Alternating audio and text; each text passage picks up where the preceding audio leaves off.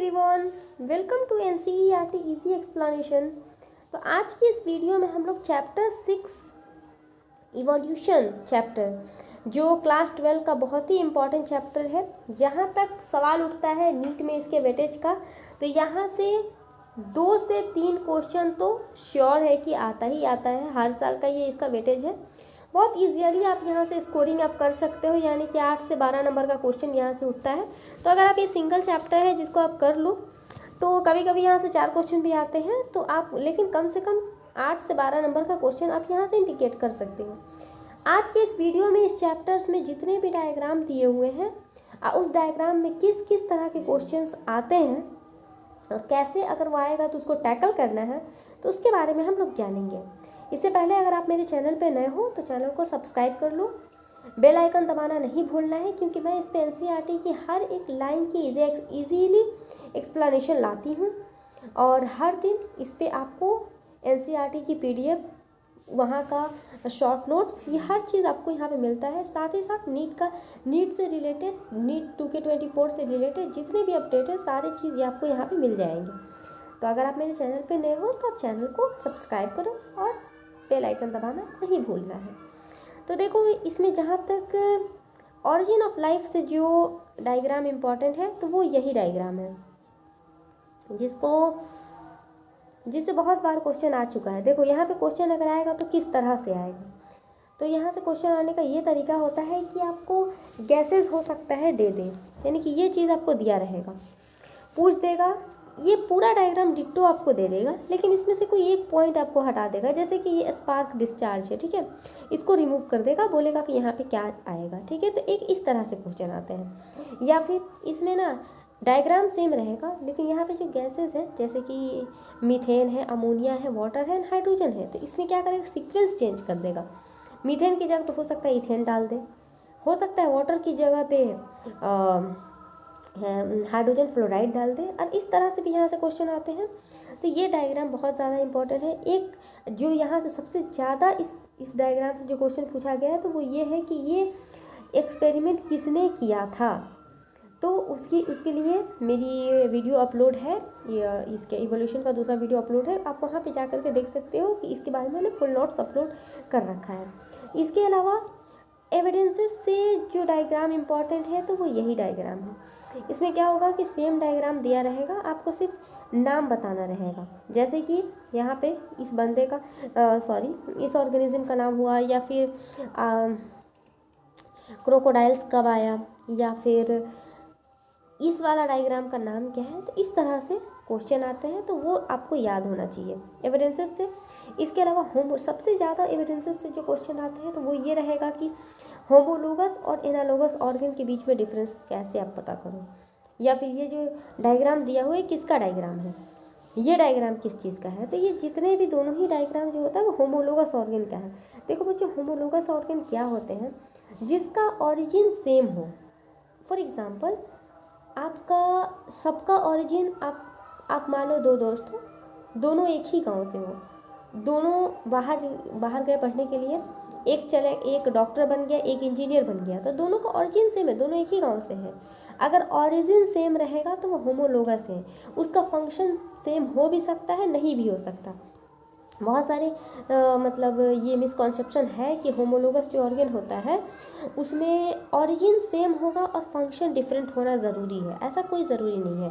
Homologous organ का simple एक ही definition होता है कि उसका ऑरिजिन सेम होना चाहिए, फंक्शन सेम हो भी सकता है, नहीं भी हो सकता है। फॉर एग्जांपल, आप वही दोस्त वाला कि आप दोनों गए वहाँ पे पढ़ने के लिए, आप दोनों का गांव सेम था, हो सकता है दोनों आगे चल के डॉक्टर बन जाए, हो सकता है एक डॉक्टर बने कुछ बन जाए। तो फंक्शन सेम रहना कोई ज़रूरी नहीं है, लेकिन ऑरिजिन सेम होना चाहिए। इसके अलावा इस वाले डायग्राम से भी क्वेश्चन आया हुआ है। ये है मॉथ का विंग्ड मॉथ और डार्क मॉथ का जो मेलानिज्म का जो एग्जांपल है, तो यहाँ से भी क्वेश्चन है।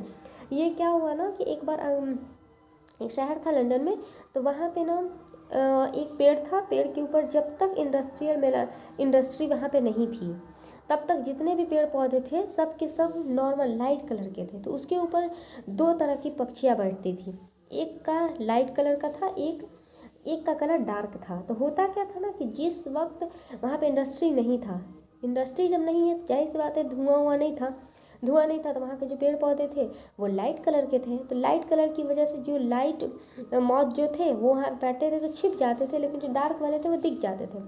रिज़ल्ट ये होता था कि जो भी इनके मारने वाले थे वो लोग इसको देख लेते थे, इसको छोड़ देते थे क्योंकि ये दिखती ही नहीं थी। लेकिन जब वहाँ पे इंडस्ट्री आया तो वहाँ पे जो पेड़ पौधे थे वो अब ब्लैक होने लगे। रिज़ल्ट ये हुआ कि जब यहाँ पे बैठते थे ना, ये डार्क वाले जब बैठते थे तो अभी ये पता चल जाता था कि हाँ वहाँ पे कुछ है, तो ये इनका जान बच जाता था और ये नहीं बच पाते थे। तो यही चीज़, इस डायग्राम का मतलब यही है। तो यहाँ से भी क्वेश्चन आया है। इसके अलावा ये वाला डायग्राम भी इम्पॉर्टेंट है, ये फिंचेस के बारे में है कि variety of beaks of finches that Darwin found in the Galapagos island. तो जो डार्विन था ना, डार्विन मतलब वो आदमी था जो अलग अलग जगह पे समुद्र में एक नाव लिया, उस नाव को लेकर के पूरे समुद्र में हर जगह पे वो गया, तो उसको अलग अलग जगह पे अलग अलग तरह की चीज़ें देखने को मिली। तो एक बार क्या हुआ कि वो गया था एक आइसलैंड पे जिसका नाम था गैलापागोस आइसलैंड।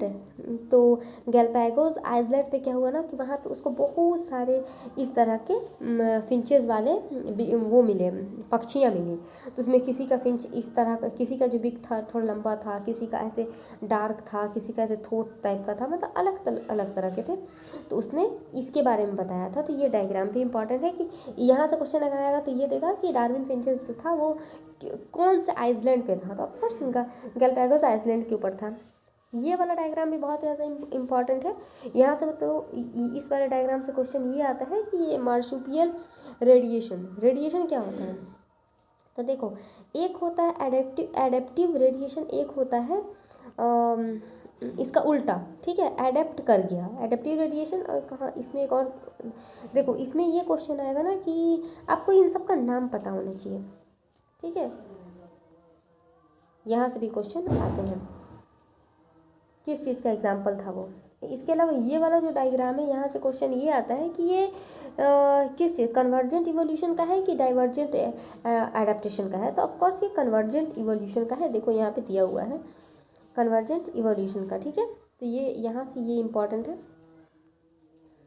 इसके अलावा हाँ, ये वाला डायग्राम बच्चों को इसमें बहुत ज़्यादा कन्फ्यूज़न होता है कि पता कैसे करें कि ये कब स्टेबल हो रहा है, कब इसका शिफ्ट कर रहा है, नहीं पता चल पाता है। तो देखो बच्चों, यहाँ पे डायग्राम में एनसीईआरटी में थोड़ी सी गलती है, क्योंकि ये देखो दोनों ही में ना एक ही जैसा लग रहा है, आपको समझ नहीं पाओगे कि क्या डिफरेंस है। होता क्या है ना कि ये नॉर्मल है, नॉर्मल ये पिक हाई रहेगा। इसमें देखो थोड़ा सा, ऑफ कोर्स इसमें बहुत ज़्यादा क्लियर नहीं है, लेकिन आप समझ सकते हो समझने के लिए। इसमें देखो एकदम शार्प है एक तरह का, इसमें है शार्प लेकिन इसमें ब्लंट के जैसा है। और इसमें देखो दो ठो है, दो पिक लेवल आ रहा है, ठीक है। तो ये हो जाएगा, ये बहुत ज़्यादा इम्पॉर्टेंट है। यहाँ ये वाला इसलिए इम्पॉर्टेंट है क्योंकि यहाँ से अगर इवोल्यूशन से क्वेश्चन आएगा तो उसके लिए ये डायग्राम बहुत ज़्यादा इम्पॉर्टेंट है। वो इसलिए इम्पॉर्टेंट है क्योंकि इसमें इवोल्यूशन के बारे में हर चीज़ को बताया गया है। इवोल्यूशन किस तरह से हुआ है, कौन से एरिया में, कौन से फेजेज़ में कौन सा ऑर्गेनिज्म आया है, प्लांट में क्या चेंजेस आए हैं, तो वो सब के बारे में दिया हुआ है। अब वही सेम चीज़ है कि एनिमल वर्ल्ड में क्या चेंजेस आए हैं, तो ये वाला है एनिमल वर्ल्ड का। इसके अलावा लास्टली ये डायग्राम है जिसमें यहाँ से क्वेश्चन अगर आएगा तो ये देखो, ये है मंकी का, ये हो जाएगा ह्यूमन का।